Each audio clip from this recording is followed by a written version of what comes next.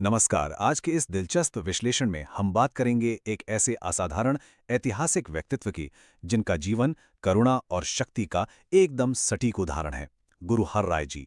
सोचिए, एक ऐसा नेतृत्व जो अध्यात्म और कूटनीति दोनों मोर्चों पर पूरी तरह से माहिर हो। स्रोत सामग्री गहराई से दर्शाती है कि कैसे उन्होंने अपने समय की जटिल राजनीतिक चुनौतियों के बीच एक बेमिसाल संतुलन बनाए रखा। तो चलिए इस ऐतिहासिक गाथा को जरा करीब से समझते हैं।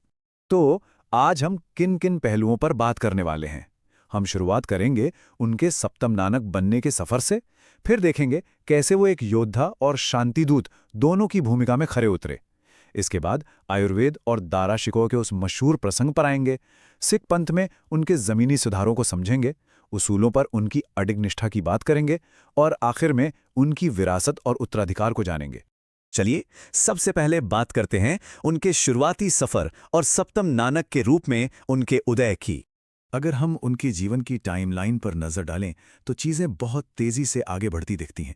1630 में कीरतपुर साहिब में उनका जन्म हुआ, फिर 1640 में माता किशन कौर जी से उनका विवाह हुआ और इसके ठीक बाद 1644 में उनके जीवन का सबसे बड़ा पड़ाव आया।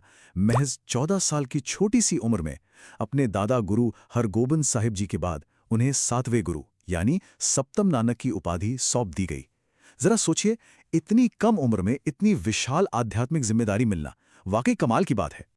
अब आते हैं उनके नेतृत्व के उस पहलू पर जो शायद सबसे ज्यादा दिलचस्प है, एक योद्धा और एक शांतिदूत का अनूठा संगम। यहां हमें एक गजब का विरोधाभास देखने को मिलता है। देखिए, व्यक्तिगत रूप से वो पूरी तरह शांति और अहिंसा में विश्वास रखते थे और उनका स्वभाव भी बेहद शांत था। लेकिन जब बात रक्षा की आई तो उन्होंने कभी कदम पीछे नहीं खींचे। हालात की मांग को समझते हुए उन्होंने अपने दादा के समय के सिख योद्धाओं के दल को फिर से संगठित किया, उनमें एक नई ऊर्जा भरी और यहां तक कि बहादुरी के लिए उन्हें इनाम भी दिए। कहने का मतलब यह है कि शांतिप्रिय होने का अर्थ उनके लिए कमजोर होना बिल्कुल नहीं था। अब आप शायद सोच रहे होंगे कि इस तरह की फौजी तैयारी की आखिर जरूरत ही क्या थी। जरा इस नंबर पर गौर कीजिए, 1000 सैनिक। हुआ यूं कि एक बार जब गुरुजी मालवा और दुआबा इलाके से प्रवास करके लौट रहे थे तो मोहम्मद यारबे खान ने अचानक उन पर घात लगाकर हमला कर दिया, और वो भी पूरी 1000 हथियारों से लैस फौज के साथ। आप समझ सकते हैं कि उस दौर में खतरे कितने बड़े और वास्तविक थे। लेकिन इस अचानक हुए भारी हमले का जो जवाब मिला वो ऐतिहासिक था। गुरुजी और उनके सिख योद्धाओं ने इतनी दिलेरी से पलटवार किया कि दुश्मन के पसीने छूट गए। उन्हें जान माल का भारी नुकसान उठाना पड़ा और वो मैदान छोड़कर भाग खड़े हुए। ये घटना पूरी तरह साबित करती है कि भले ही आप मन से कितने भी शांत हों, लेकिन अपनी सुरक्षा के लिए हथियारों का ज्ञान और बल प्रयोग उस समय की एक बहुत बड़ी और व्यवहारिक जरूरत थी। खैर, अब हम रुख करते हैं उनके जीवन के एक और अहम हिस्से की तरफ, आयुर्वेद और मुगल राजकुमार दारा शिकोह से जुड़ा वो मशहूर प्रसंग। देखिए, गुरुजी की करुणा सिर्फ विचारों या उपदेशों तक सीमित नहीं थी। उन्होंने इसे एक ठोस रूप देते हुए बाकायदा कीरतपुर में एक आयुर्वेदिक जड़ी बूटी अस्पताल और रिसर्च सेंटर खोल दिया। मतलब उन्होंने समाज की भलाई और लोगों के इलाज के लिए एक पूरा सिस्टम खड़ा कर दिया था। ये शारीरिक रोगों के उपचार के प्रति उनकी गहरी प्रतिबद्धता को दर्शाता है। और इस अस्पताल का काम कितना बेहतरीन था, इसका अंदाजा इसी बात से लग जाता है कि यहाँ का एक प्रमुख मरीज कोई और नहीं बल्कि खुद शाहजहां का सबसे बड़ा बेटा दारा शिकोह था। दारा शिकोह एक ऐसी अनजानी बीमारी में फंस गया था जिसके आगे देश भर के बड़े बड़े हकीमों ने हाथ खड़े कर दिए थे। लेकिन गुरु साहिब की इसी आयुर्वेदिक चिकित्सा व्यवस्था से उसे मौत के मुंह से सुरक्षित निकाल लिया गया। जरा सोचिए, एक तरफ मुगलों के साथ राजनीतिक तनाव चल रहा था और दूसरी तरफ ये करुणा और चिकित्सा विज्ञान का इतना शानदार ऐतिहासिक उदाहरण। चलिए अब बात करते हैं उनके उन व्यापक सुधारों की जिन्होंने सिख पंथ को अंदर से मजबूत किया। उन्होंने सिख पंथ को फैलाने के लिए बहुत लंबी और दूरगामी यात्राएं की, लाहौर से लेकर सियालकोट, पठानकोट, सांबा, रामगढ़ और यहां तक कि जम्मू कश्मीर के दूर दराज इलाकों तक। और उन्होंने सिर्फ यात्राएं ही नहीं की, आध्यात्मिक प्रशासन को जमीनी स्तर पर सुदृढ़ करने के लिए उन्होंने 360 मंजियों की स्थापना भी की।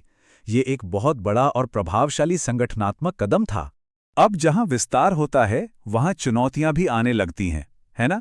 उस वक्त तक पुरानी मसंद पद्धति काफी भ्रष्ट हो चुकी थी।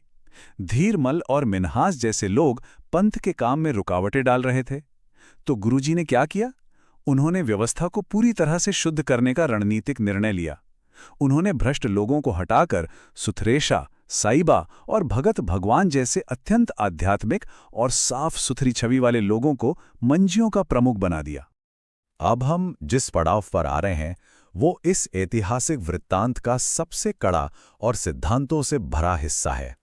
शाहजहां की मौत के बाद दिल्ली में सत्ता का समीकरण पूरी तरह बदल चुका था।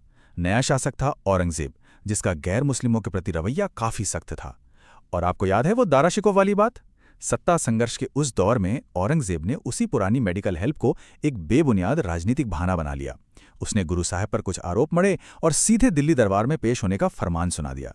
पूरी तरह से एक राजनीतिक चाल।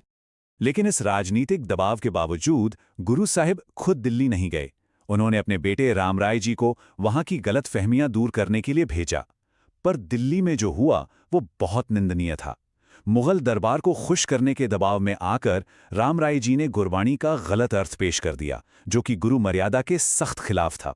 जैसे ही गुरु हरराय जी तक ये बात पहुंची, उन्होंने बिना किसी हिचकिचाहट के एक बेहद कड़ा फैसला लिया। गुरु घर के उसूलों से कोई समझौता ना करते हुए उन्होंने अपने ही सगे बेटे को तुरंत सिखपन से निष्कासित कर दिया। सच कहूं तो अपने उसूलों के लिए इतना कठोर कदम उठाना हर किसी के बस की बात नहीं है। और इसी के साथ हम आते हैं इस चर्चा के अंतिम पड़ाव पर, उनकी विरासत और उत्तराधिकार पर। जब उन्हें लगा कि उनका अंतिम समय करीब आ रहा है, तो उन्होंने उत्तराधिकार को लेकर स्थिति एकदम स्पष्ट कर दी। उन्होंने बिना किसी संकोच के अपने सबसे छोटे बेटे गुरु हरकिशन जी को 8वें गुरु यानी अष्टम नानक के रूप में स्थापित किया। इसके बाद 6 अक्टूबर 1661 को कीरतपुर साहिब में वे शांतिपूर्वक ज्योति ज्योत समा गए। अगर हम उनके पूरे जीवन को देखें तो वो करुणा, असीम शक्ति, संगठनात्मक कुशलता और कभी ना डिगने वाले उसूलों का एक दुर्लभ संगम रहा। इन सारे ऐतिहासिक पन्नों को पलटने के बाद जहन में एक बहुत ही गहरा सवाल उठता है, क्या अपने सच्चे उसूलों और संस्था की पवित्रता को बचाने के लिए अपने ही परिवार, अपनों का त्याग कर देना सबसे बड़ी आध्यात्मिक परीक्षा है? इतिहास की ये घटनाएं महज अतीत के पन्ने नहीं हैं, ये आज भी हमें मानवीय मूल्यों और असली नेतृत्व को परखने पर मजबूर कर देती हैं। आज के इस विश्लेषणात्मक सफर में हमारे साथ जुड़ने के लिए आपका बहुत बहुत शुक्रिया। मिलते हैं अगली चर्चा में।